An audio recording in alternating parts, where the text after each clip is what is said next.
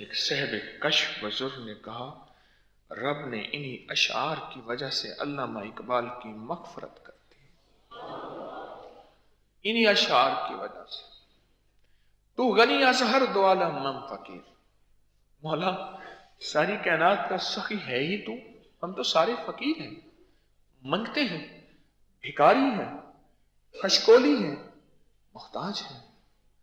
تو غنی از ہر دو عالم من فقیر، روز محشر عذرہائے من پذیر، کوئی عذر نہیں ہوگا روز محشر، نہ دلیل ہوگی، نہ اپیل ہوگی، نہ وکیل، کچھ بھی نہیں، کچھ بھی نہیں۔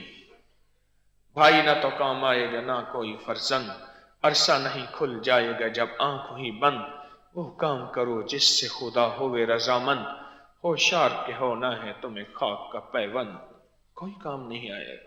یوم یفر المرء من اخیہ وامہ وابیہ وصاحبتہ وبنیہ، کوئی کام نہیں آئے گا۔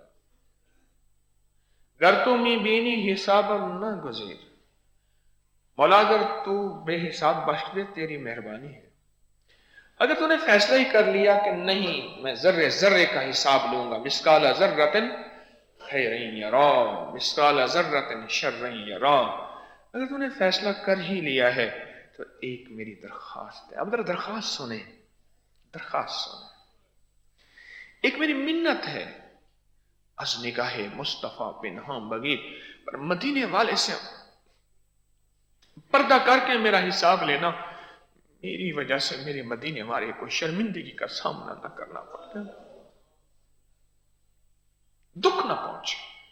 میرے امتی تیرا یہ کریکٹر، تیرا یہ کردار، تیری یہ صبح، تیری یہ شامیں، تیری یہ دن، تیری یہ رات، تیرے یہ لمحے، تیری یہ سانسیں، تو غنی از ہر دو عالم من فقیر، روز محشر عذرہائے من پذیر، گر تو می بینی حسابم نہ گزیر، از نگاہ مصطفیٰ پنہاں بغیر۔ کملی والے کی نظر اور نگاہ سے بس ایک طرف کر کے میرا حساب کر کے چاہے مجھے جہنم میں ڈال دے، لیکن میری وجہ سے میرے کملی والے کو شرمندگی اور تکلیف نہ ہو۔ وعبقری حساب